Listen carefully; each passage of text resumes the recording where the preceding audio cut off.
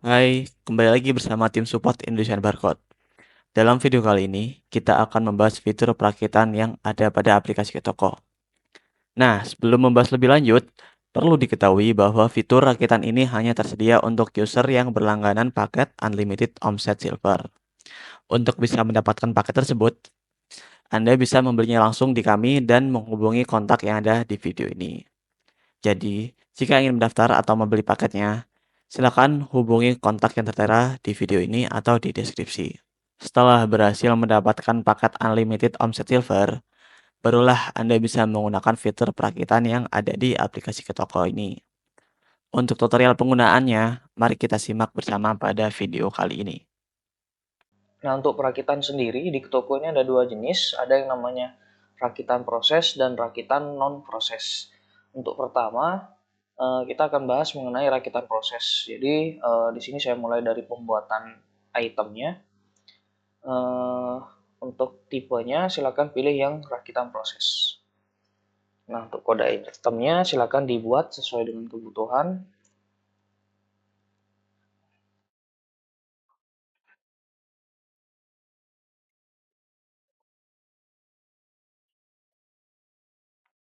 Oke, di sini bisa dipilih jenis itemnya ya bebas. Kemudian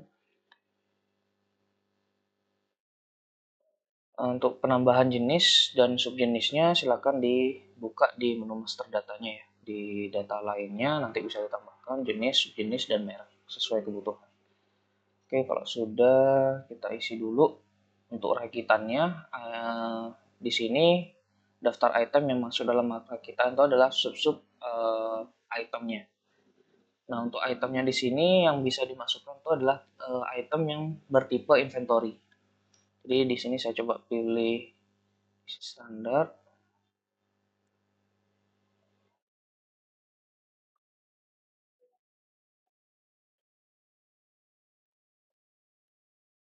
Oke, di sini 3 item aja sebagai contoh.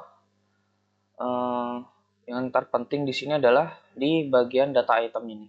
Ini harus diisi, sedangkan untuk biaya tenaga kerja atau biaya overhead ini bisa diisi, bisa tidak.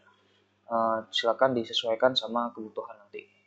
Yang terpenting di sini di bagian daftar item ini yang harus ada isinya. Karena nanti ini yang sebagai bahan-bahan yang akan kita gunakan. Nah, di sini ada berapa yang harus kita perhatikan terkhusus untuk di bagian jumlah. Nah, di sini dalam satu produksi kita membutuhkan berapa sub itemnya. Jadi misalnya di sini untuk membuat satu bundling ini kita membutuhkan satu iPOS 5 edisi standar, satu barcode scanner, dan satu mini printer. Tapi kalau misalnya di lokasi membutuhkan dua misalnya, ya silakan diisikan sesuai dengan yang dibutuhkan dalam bundling yang kita buat. Oke, kalau sudah silakan tentukan harganya. Misalnya di sini saya tentukan penentuan harga jualnya misalnya.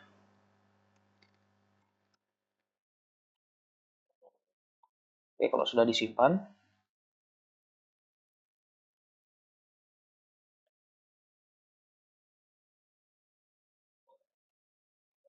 Nah, sekarang kita sudah punya yang item yang bertipe rakitan proses.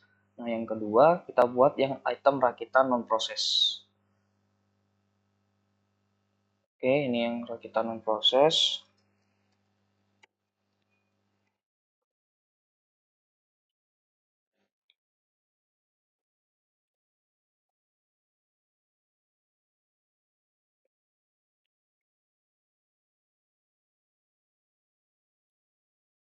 Caranya sama, kita tambahkan item-item apa aja.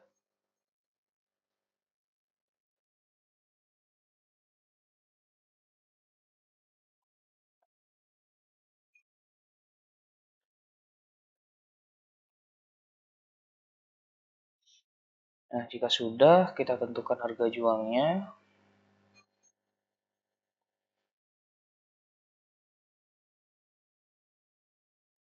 Oke, tentukan harga jualnya, kita hitung misal di sini jadi 3 juta. Oke, kita hitung di sini jadi 3.150.000 misalnya. Kalau sudah silakan disimpan.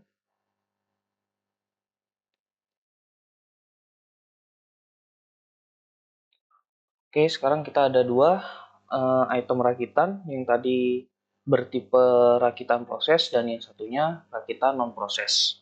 Nah, bedanya di sini pada saat nantinya kita ingin melakukan proses transaksi penjualan. Oke, di sini rakitan prosesnya sudah ada dan kemudian rakitan non prosesnya juga sudah ada. Nah, yang membedakan tadi seperti yang sudah dijelaskan, yaitu pada saat kita melakukan penjualan, bedanya dengan antara item rakitan non proses sama proses, yaitu kalau misalnya kita pilih yang item rakitan non proses, itu bisa kita langsung jual tanpa harus melihat stok di itemnya ini. Dengan catatan adalah bahwa stok untuk masing-masing sub itemnya ini tersedia. Jadi kita bisa langsung melakukan transaksi penjualan di sini. Kita tinggal isikan nilai pembayarannya, simpan, dan selesai.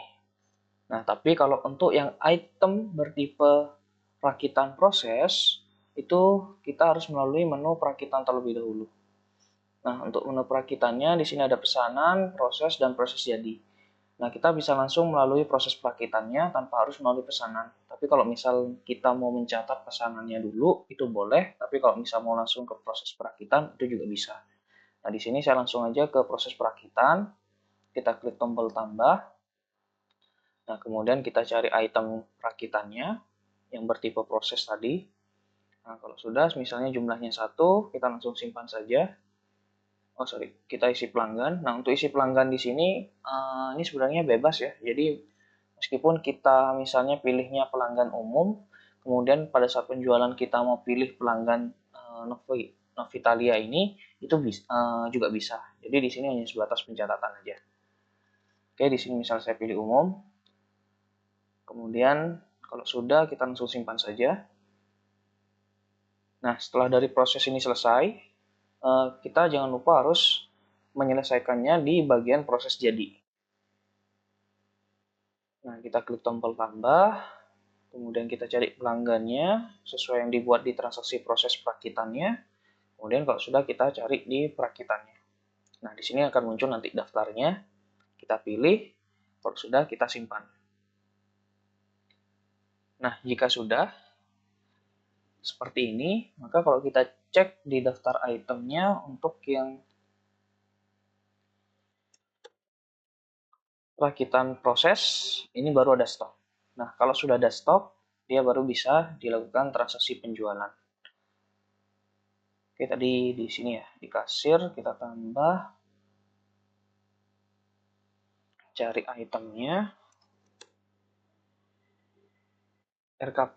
Nah, seperti tadi contoh, kita kan tadi di bagian proses perakitan itu pilihan pelanggannya di umum. Nah, misal kita mau jual untuk pelanggan yang lain, ya, itu nggak ada masalah, barangnya tetap bisa dijual. 2 juta, kita selesaikan pembayarannya. Oke, kalau sudah tinggal kita simpan. Nah, itu tadi cara menggunakan fitur perakitan, termasuk yang membedakan tipe item rakitan proses dan non proses pada aplikasi Ketoko.